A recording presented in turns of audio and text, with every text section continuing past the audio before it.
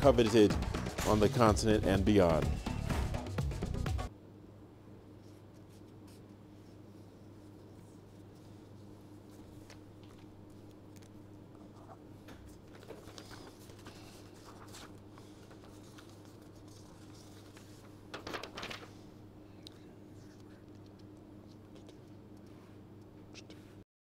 Is CGTN, China Global Television Network.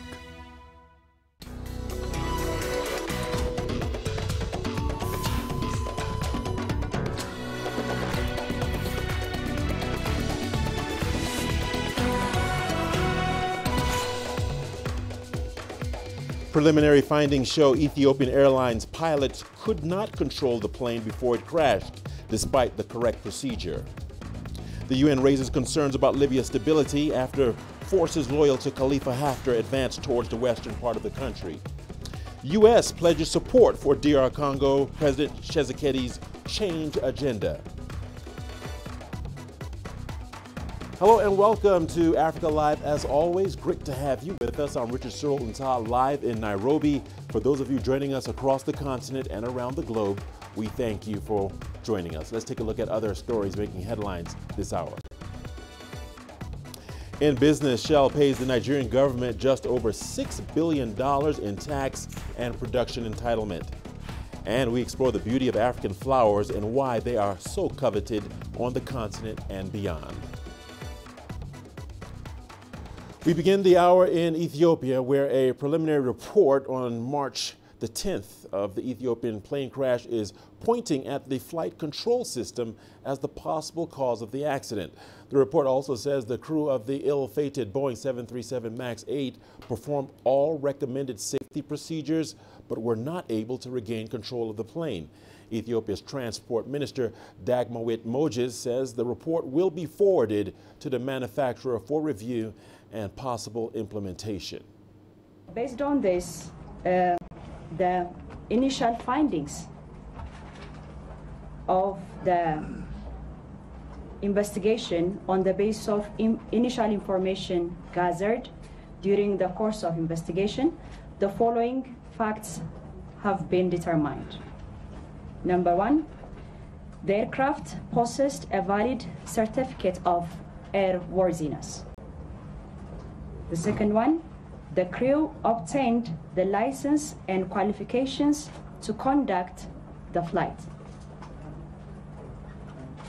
And third, the takeoff roll appeared very normal. And the fourth one is the crew performed all the procedures repeatedly provided by the manufacturer, but was not able to control the aircraft. Well, for more on this, we are joined by CGTN's Gerum Chala. Gerum has been following updates for us from Addis Ababa. Gerum, thank you for taking time out to join us here on Africa Live.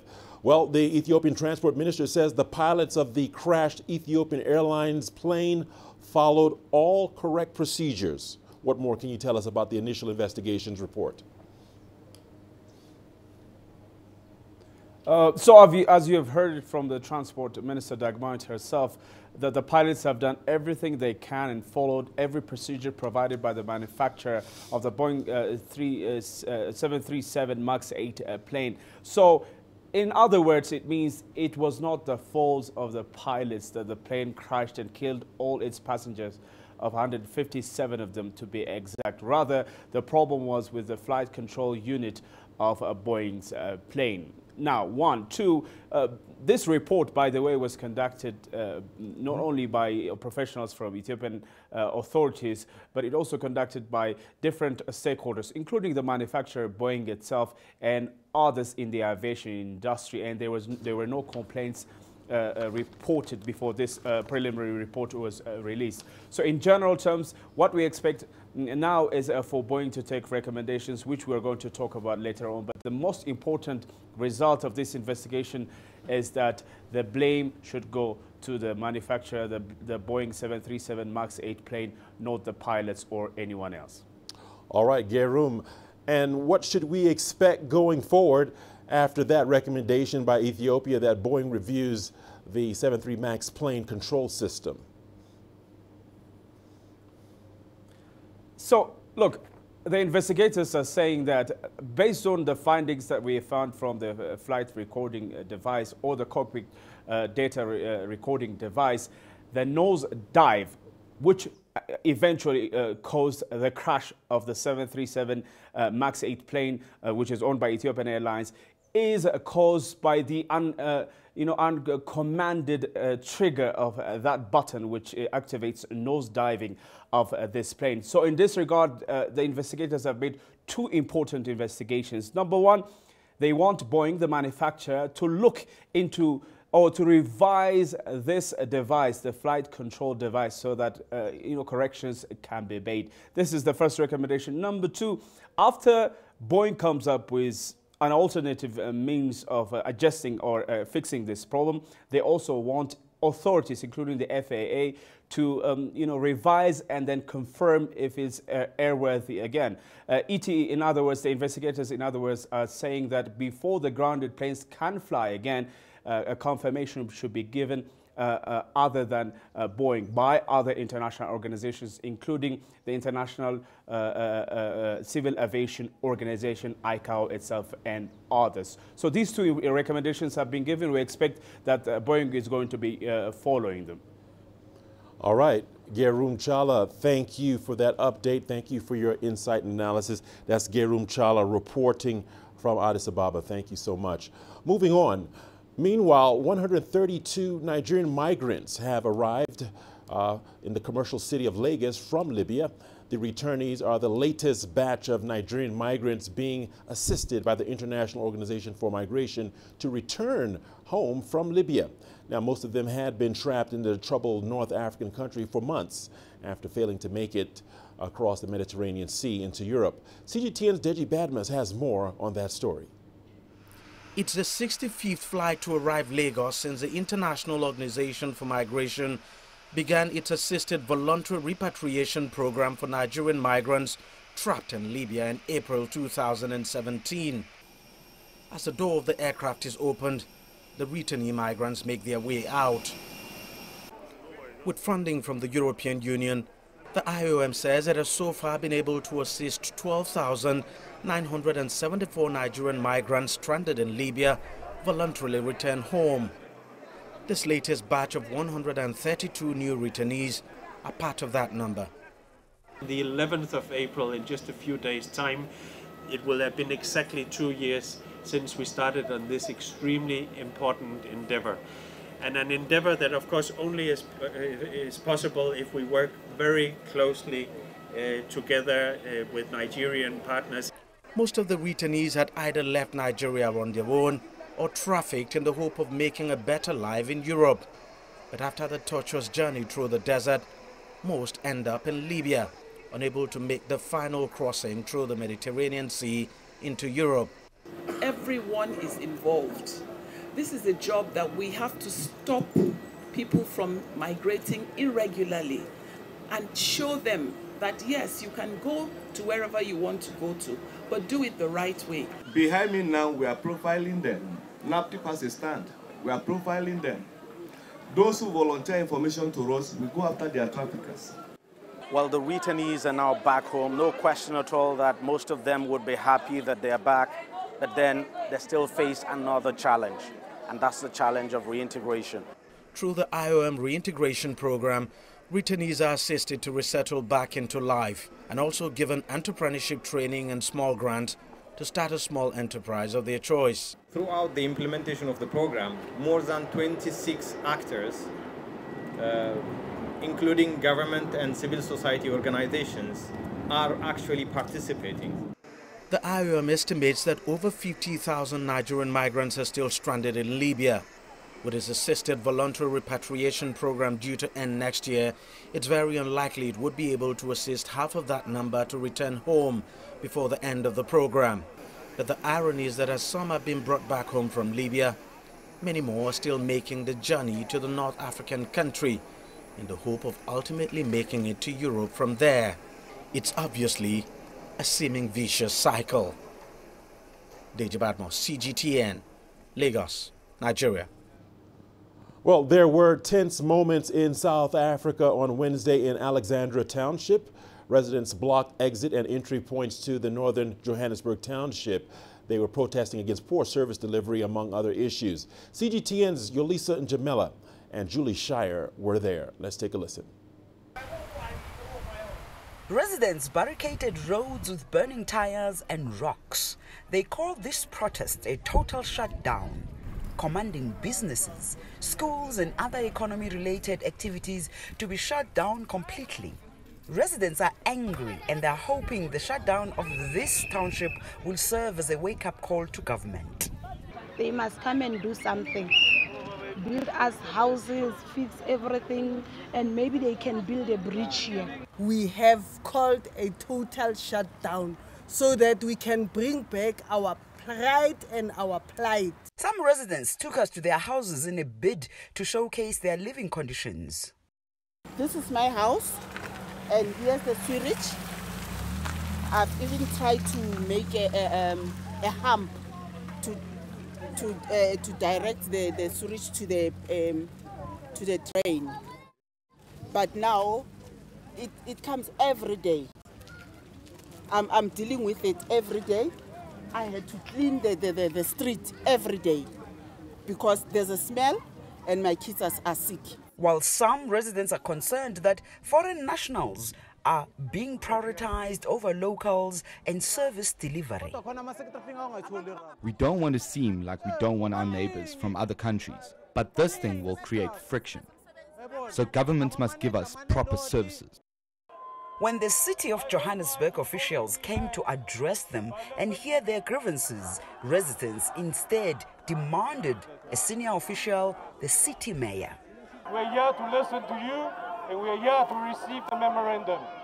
We care about you. Please do not allow this unrest to be in our communities. I see children being used in these protests. Parents, you need to be more responsible and please take your children home. We will come back. We are not going to turn our backs on you. But residents would have none of it. They instead threatened to take their protests to the city's offices in Sandton. And I believe the executive mayor should come and talk to the people and listen to the people and resolve their problems. Tensions are likely going to simmer longer here. Residents here are adamant that they will continue to protest and shut down this township until their grievances are heard and they are offered answers. Yolisa Njamela for CGTN in Alexandra Township in South Africa.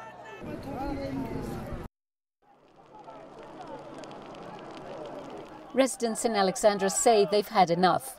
Many have lived here all their lives and there's been no progress. Roads leading to the township were barricaded with rocks, debris and burning tires. Alexandra was supposed to have been redeveloped. Up to now, nothing has happened. People are up in arms. Shacks are being erected all over Alexandra. There's no space to walk. Children have got nowhere to play. We blacks, we live in the townships, are suffering. I mean, Alexandra is on fire now. It's not the first time. It won't be the last time. Alexandra residents are angry about service delivery, and that's why they have taken to the streets to protest and call on government to do something about it. They must listen to our voices. Let our government help us there and there, and let them meet us to our services there and there. Our clinic, it got very poor service. And our police station, again, if you call them, they don't come on time. The children in Alexandra wouldn't know what it is like to grow up in the Alex that we had back then in 1990s. Now it's 2019 and nothing has changed. Yet we're still voting, yet they're still encouraging us to do things whereby they don't attend to us and our needs. Just one main highway separates Alexandra from Sandton, the richest suburb on the continent. But the inequalities are plain to see. At least 80% of the youth are unemployed here, and there's a glaring absence of big business. If you look at the disparity between Sandton and Alex, is the extreme. You look at how Sandton is developing as we speak, and Alex is deteriorating, which is some of the things that, needs us as the community of Sandton and Alex to bridge that socio-economic gap. There's been many failed plans to rejuvenate the township since the 1980s. Residents say attempts to engage government in recent years have fallen on deaf ears. But as South Africa prepares for a national election, protesters say they won't back down until their demands are met. Julie Shara, CGTN, Johannesburg, South Africa. All right, let's switch gears a little bit and shift back to the top story where preliminary findings show that Ethiopian airline pilots could not control the plane before it crashed despite following the correct procedures.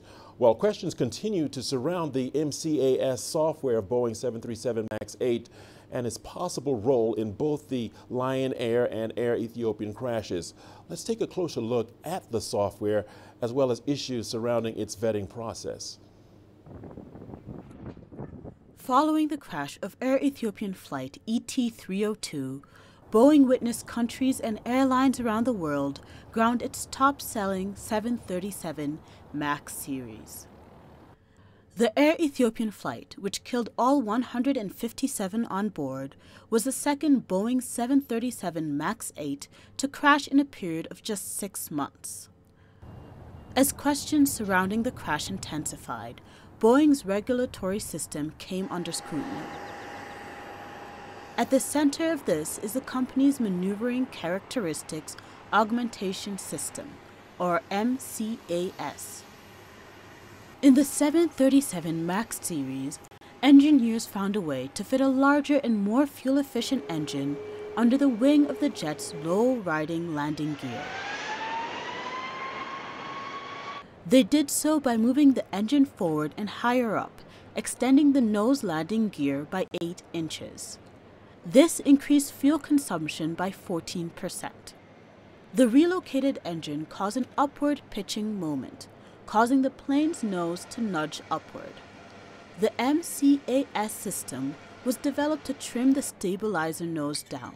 This is activated without pilot input.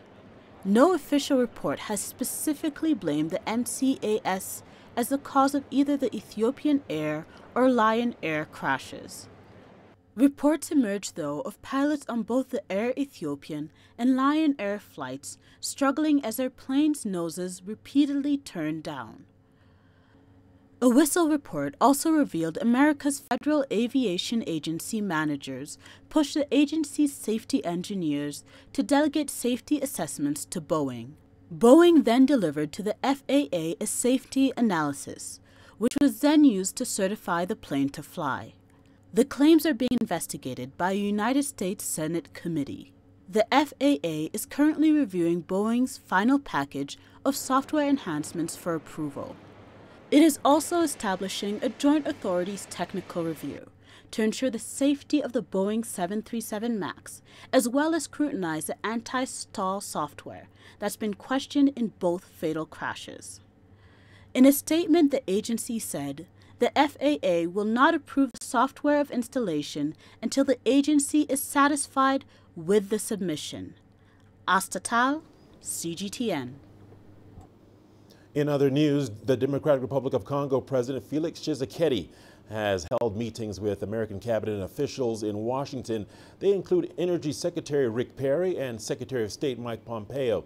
President Tshisekedi is looking to strengthen his country's relationship with the United States. From Washington, Harry Horton reports. Let's take a listen. Well, the recently elected president of the Democratic Republic of Congo is seeking American support for some major power projects back home, including the third phase of the Inga Dam project that was shelved under the previous administration of President Joseph Kabila. Now, President Tshisekedi has met with the U.S. Energy Secretary Rick Perry and has also met with the U.S. Secretary of State Mike Pompeo. After that meeting, the U.S. State Department issued a statement in which the State Department said Secretary Pompeo expressed support for President Tshisekedi's change agenda focused on fighting corruption, strengthening governance and advancing human rights. The statement went on to say that President Tshisekedi committed to good governance and respect for human rights. It also said that the two leaders discussed the recent Ebola outbreak. Now, although the United States recognizes the presidency of Felix Tshisekedi, the US Treasury Department has actually imposed sanctions on 3 senior officials within the DRC's National Independent Electoral Commission, including the president of the commission. The Treasury Department said in a statement, or accused them of presiding over what it called a flawed electoral process in which the Electoral Commission continued to obstruct the democratic process and failed to ensure the votes reflected the will of the Congolese people.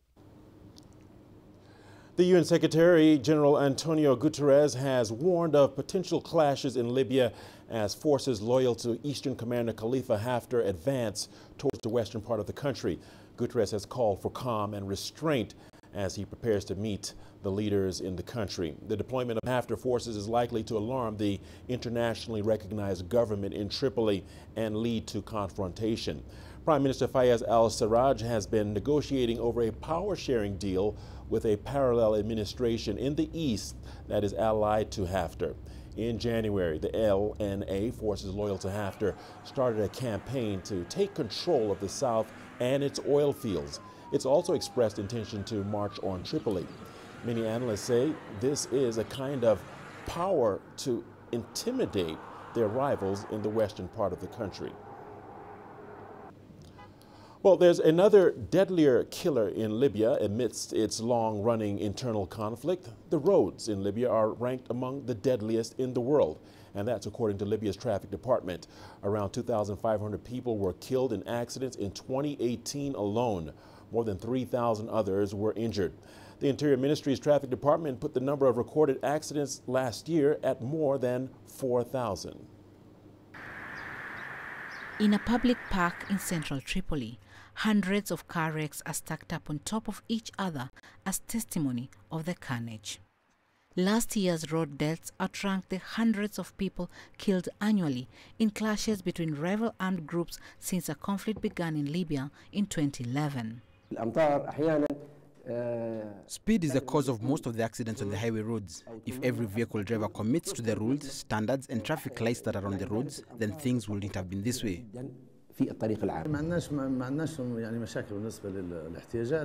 Dilapidated infrastructure is a problem. Tripoli is still the same. Roads have not been repaired in 60 years. With a liter of petrol, which is subsidized by the government, costing only around 10 US cents, less than the price of a liter of mineral water, gas guzzlers are all the rage in Libya. It is also thought that nearly everyone in Libya owns a car. There are more than 4.5 million vehicles in a country with a population of just over 6 million people. But some motorists feel the blame game should stop. There is no respect for traffic cops because they know they won't be punished. Whoever runs a red signal must be considered as violation.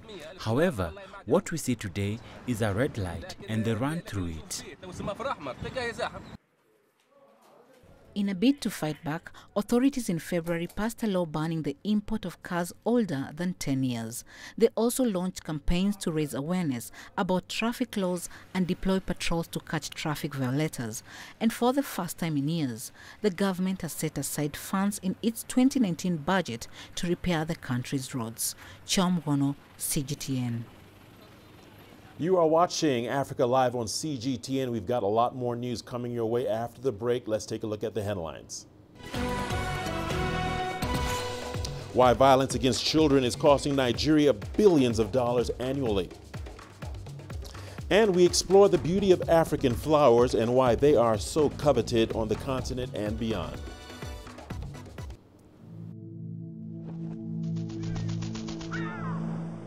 How will your world change today? What happens here? What happens there?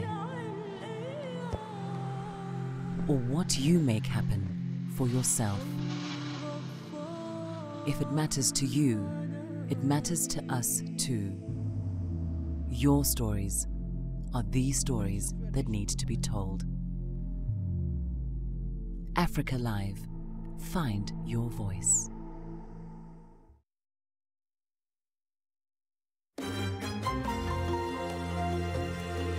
Africa Live.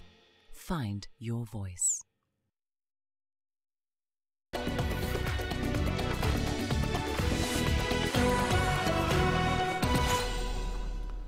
Welcome back. Zimbabwe's President Emmerson Mnangagwa is visiting the cyclone-hit eastern highlands of the southern African country.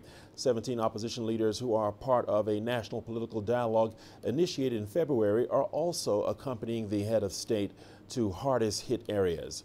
CGTN's Farai Wakatiya has more. The tour is the first show of solidarity the parties are making since the National Political Dialogue was set up to try to tackle widespread economic challenges as well as diffuse political tensions.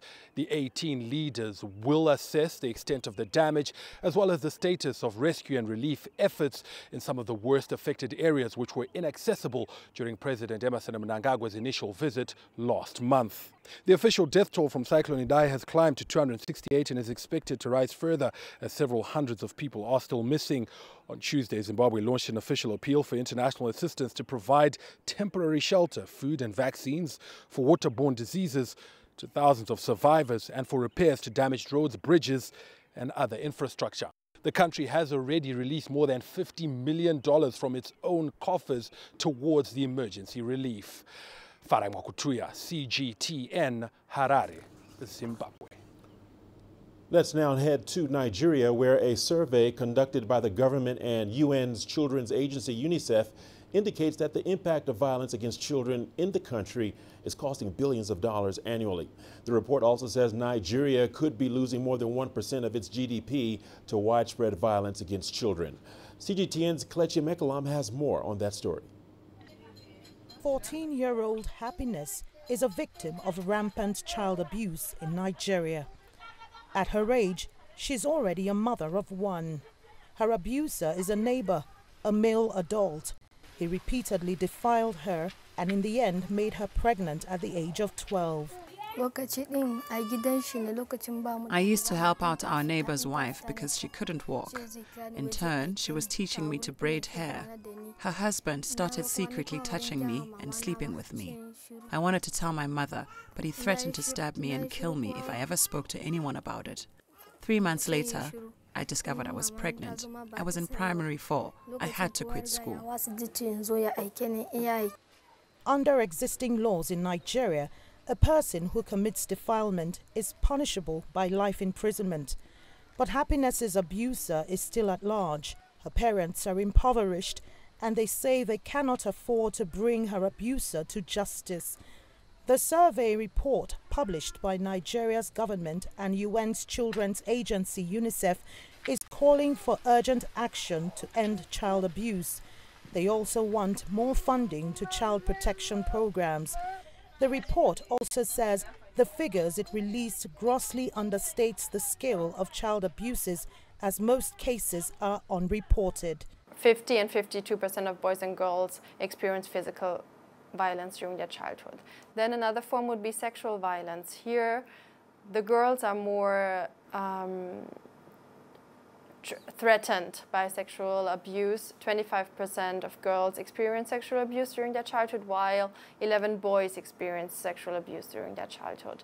The report went past the physical and emotional impact violence has on children. It put an economic value to inaction to violence against children at $6.1 billion annually. The figures were a tally of lost productive times as a result of suffering varying degrees of abuses. Kelechi Mekalam, CGTN, Abuja, Nigeria. In Tanzania, a new project is encouraging young girls to stay in school. Founded by a former beauty pageant contestant who is now one of the country's youngest politicians, the project focuses on building schools and training teachers. CGTN's Daniel Kijo has more.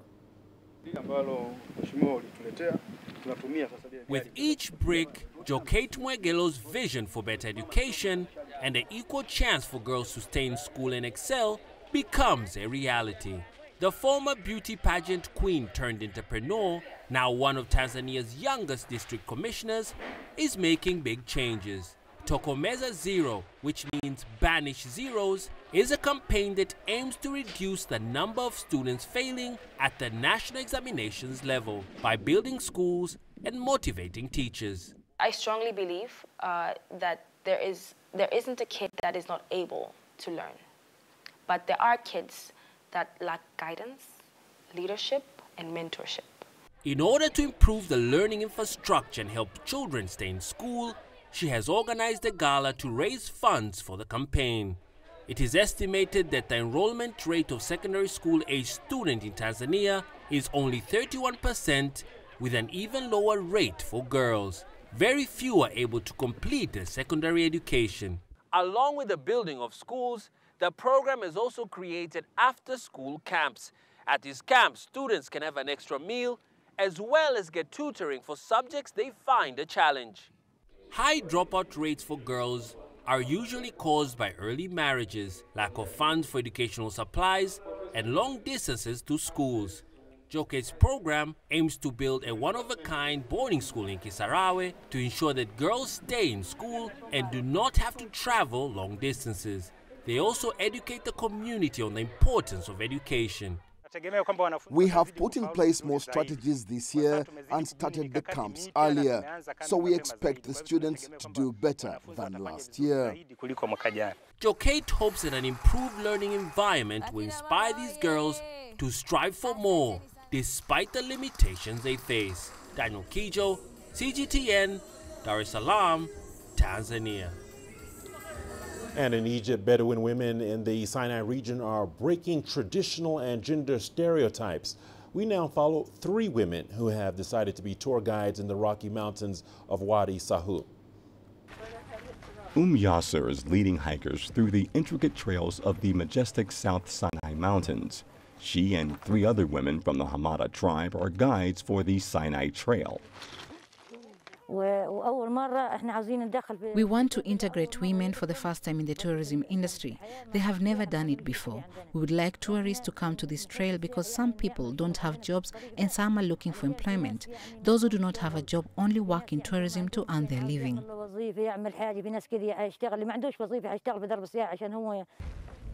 Since 2016, this community-backed organization has been working to make hiking a sustainable form of adventure tourism to South Sinai.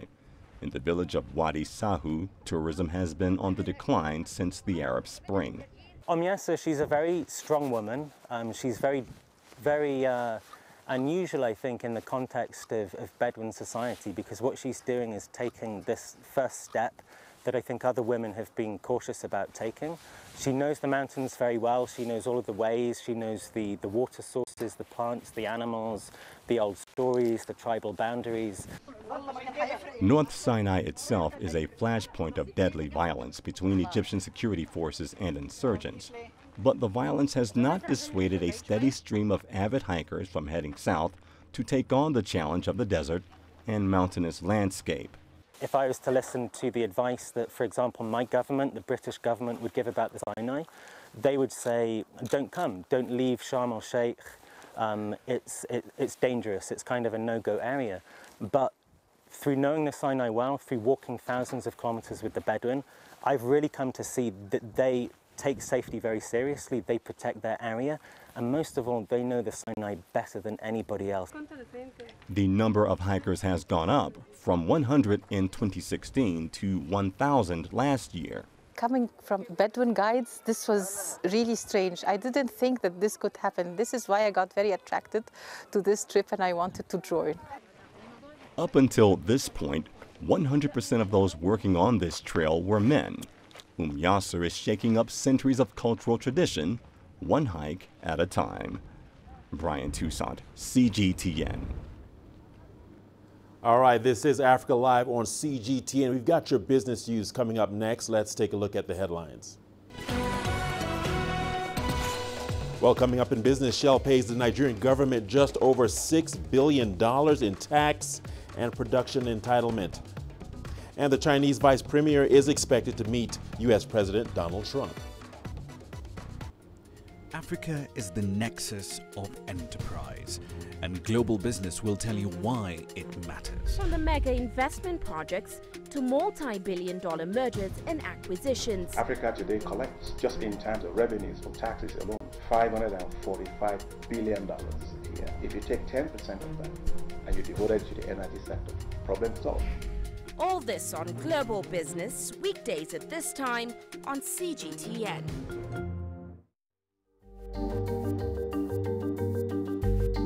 Africa Live. Find your voice.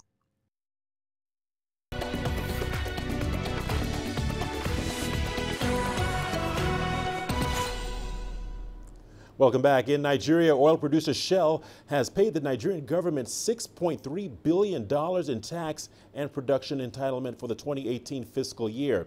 It's a 48% increase from the 1.5 trillion naira Nigeria earned in 2017. This is the second time in 2 years that the country is grossing the largest revenues from Shell.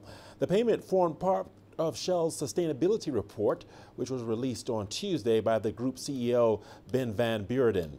The report outlined Shell's approach to sustainability and covers its social and safety and environmental performance in 2018. It also sets out how the firm is playing a role in the transition to a low-carbon world, as well as its contribution to society. The highest levels of South Africa's government are giving serious consideration to a variety of additional financial support for the country's power utility Eskom. This comes after Public Enterprises Minister Pravin Gordhan presented a winter plan for the country to ensure optimal supply for the next 5 months. Now, the troubled power utility recently received a cash injection from BRICS Bank, the new development bank, of nearly $780 million. The government is considering various interventions to turn the company around, including a $4.8 billion bailout over 3 years and splitting the organization into 3 parts to help contain costs. Well, still in South Africa, the Gauteng province has unveiled a new $2.8 billion rolling stock manufacturing facility. It will manufacture, assemble, and service locomotives, as well as other rolling stock for the African continent.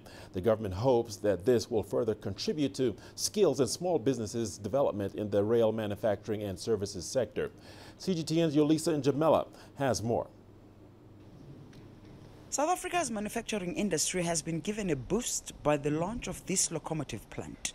It is as a result of an investment by TMH Africa, a subsidiary of Russian rolling stock manufacturing giant Transmesh Holding. The new investment is modeled on South Africa's Gautrain. Gautrain is a mass rapid transit railway system which was constructed in an effort to address the heavy traffic problem in and around Johannesburg and Pretoria in Gauteng. The new public transport system will just be like the Gautrain by standard and look and feel and efficiency. The Gautrain is not about separating classes.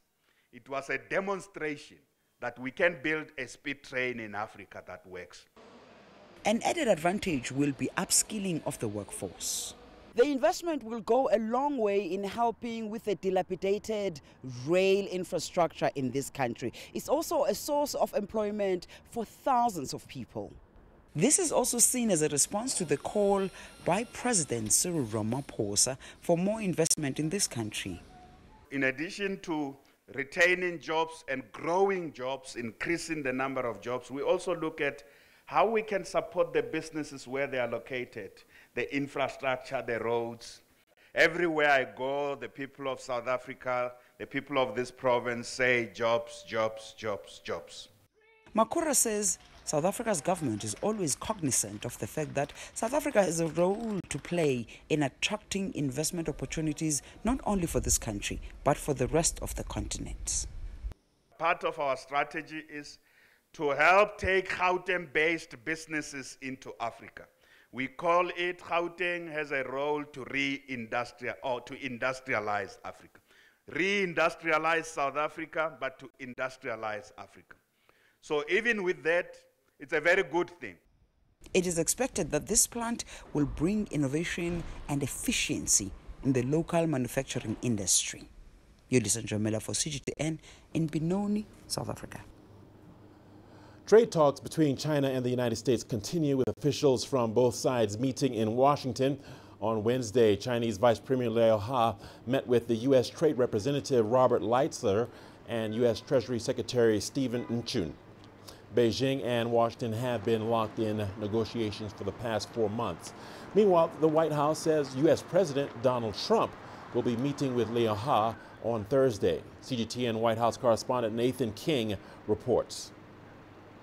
There is some optimism in the air. Remember, last week in Beijing, there was feeling that there was progress. Here too in Washington as well. The big question is it enough to end a year-long tit-for-tat tariff war and also address some of the more structural issues affecting the Chinese and the US economy as well. Sticking points, as we know, has been when to lift tariffs, access to Chinese market, Chinese guarantees of access to US technology and other investments as well. So all these things, we've known these problems for over a year, but they seem to be getting resolved. And the big question is how they're monitored, how they're enforced, and whether both sides feel that it's an equitable deal as well. And even if things aren't fully fleshed out here, the whole idea is to have enough for the two leaders to sign on to something in the not too distant future. But we are getting ahead of ourselves. Of course, the leaders and the negotiators remaining tight-lipped on the first day of talks. There is talk of a possible White House meeting here with Liu Ha and the US President in the next 24 hours or so. We'll wait and see if that happens. US President Trump talked at length last time, so we should get some indication of where the talks are going. But as I said, cautious optimism. The big question, though, is can this trade deal, which is essentially based on more Chinese purchases of US products to bring down the trade deficit that the US president is most worried about, but also Chinese access to US markets. But what about the other sticking points?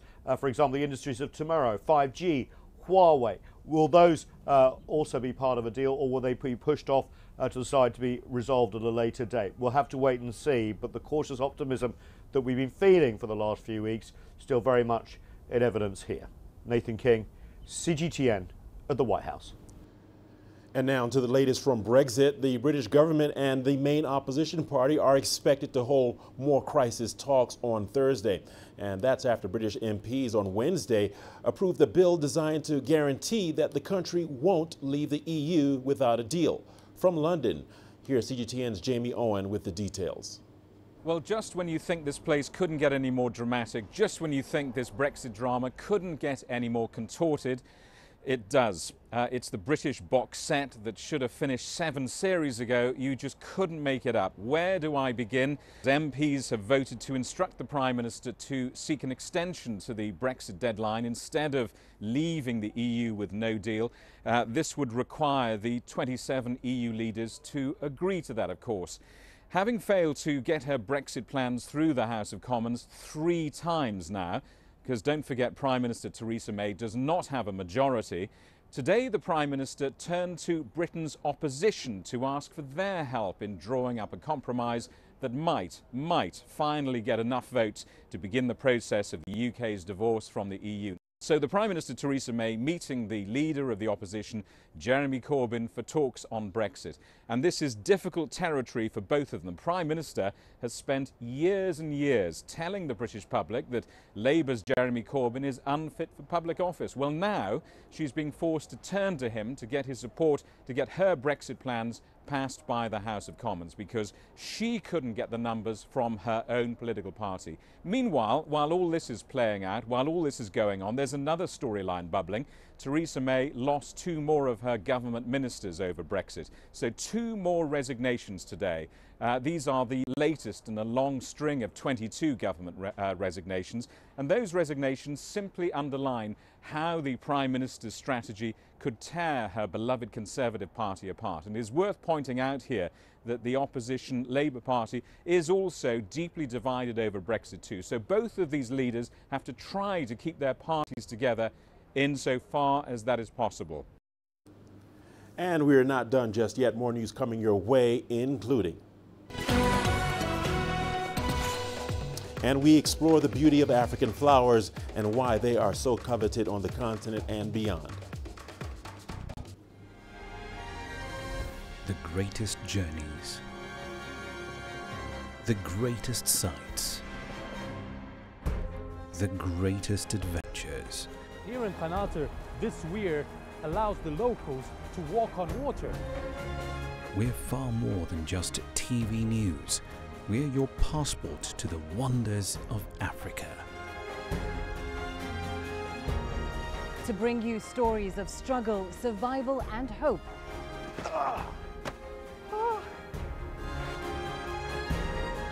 So let's explore.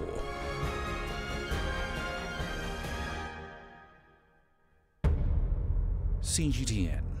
See the difference.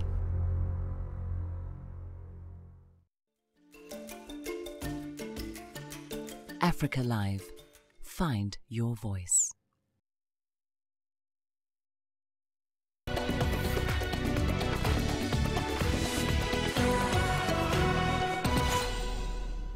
Welcome back. Egypt is hosting its biggest Spring Flowers Festival in the capital, Cairo. Thousands of home planting fans enjoy the annual event as it exposes them to the latest trends and techniques in urban plantation. Here is Adel El-Marouki with more. 180 plants and flowers producers are here to give a unique exposure to Cairo residents. On 14 acres of land, this is the biggest Spring Flowers Festival in the country. My family loves flowers. There are limited places that sell home gardening necessities, and they're all scattered all over the city. So to have everything under one roof, we could not have missed this event. We've been hearing a lot about it, and it's our first visit. I come here every year to know the latest trends in gardening. There are many landscape ideas that you can implement back at home. It's also a great outing for the kids. They've enjoyed spending the day here. The festival has become the hub to introduce new imported plants to the Egyptian market.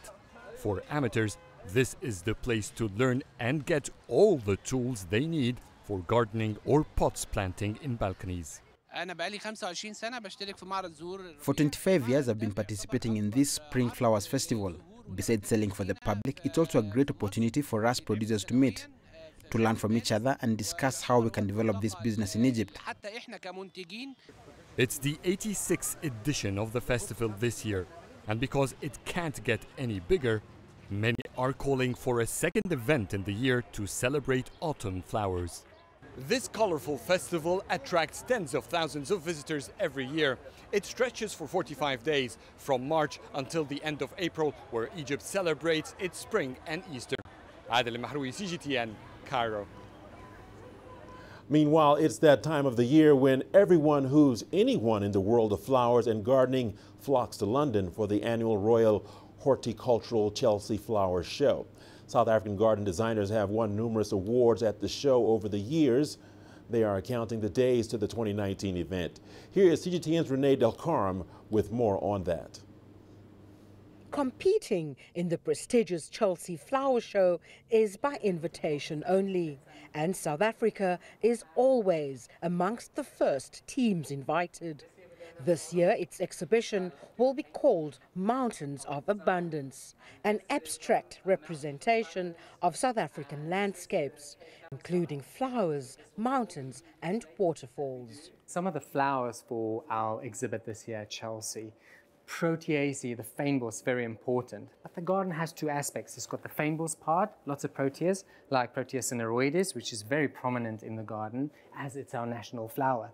And now the cultural art, we've mixed it together to create this vibrant, colorful intro to the garden. So if you walk into the Grand Marquis at Chelsea, you will not miss South Africa. As South Africa, we've been part of the show for 44 years, but in that, for 36 of those years, we've won gold. But besides that, we've won a whole lot of other interesting accolades, and I think it showcases South Africa, showcases our diversity, who we are, our colors, our flowers, our plants. For me, our designers are also the best in the world. Our plants are the most magnificent in the world. Leon Klug has won top honors across the globe. including the Gardening World Cup in Japan in 2014 and gold at the Chelsea Flower Show last year. This year, he'll also be mentoring the up-and-coming gardeners and designers in his team. The best designers in the world are invited to the Chelsea Flower Show. It's there to promote our industry, and it's also there to push trends in the gardening world, not only with plants, but also with design and new designers. So for South Africa to be part, and such a prominent part in that show, a very important piece of the Chelsea Flower Show, is an honor indeed. One thing and one thing only, a gold. We are going there to collect our gold award at the Chelsea Flower Show 2019. The South African team flies to London next month with 2 tons of cut flowers and other plant material, as well as hardware such as rocks, sand, sticks and art pieces. And besides showing off their own talent, the South African team is also proudly representing the African continent. Renee Dalcom, CGTN, Cape Town, South Africa. Well, music is fast becoming Nigeria's next big business. The country has one of the continent's fastest growing entertainment and media industries, largely as a result of digital sales. And many young musicians are starting to dream big. CGTN's Phil Ihaza tells us more. From this deluxe studio comes the rich and unique sound of Uyi Omorige. A 2012 university graduate in psychology, he has since put that aside to pursue his passion, music. Like most of Nigeria's up-and-coming artists, Omorige wants to carve out a niche for himself. Many other artists out there have their brand, and they have what everybody knows them for. I want to be known for something. I want to create something. I want to bring a sound that has never been heard before. According to the global auditing firm PricewaterhouseCoopers, the Nigerian music industry is projected to be worth more than $90 million next year, almost double what it was in 2015. In the past, piracy had a crippling effect on the industry's growth, but the advent of digital revenue platforms like online sales and ringback tunes has enabled the music scene here to prosper. Experts say this presents a huge opportunity for Nigerian artists. Nigerian census says that Nigeria has a population of 190 million people. 60% of those 190 million are online.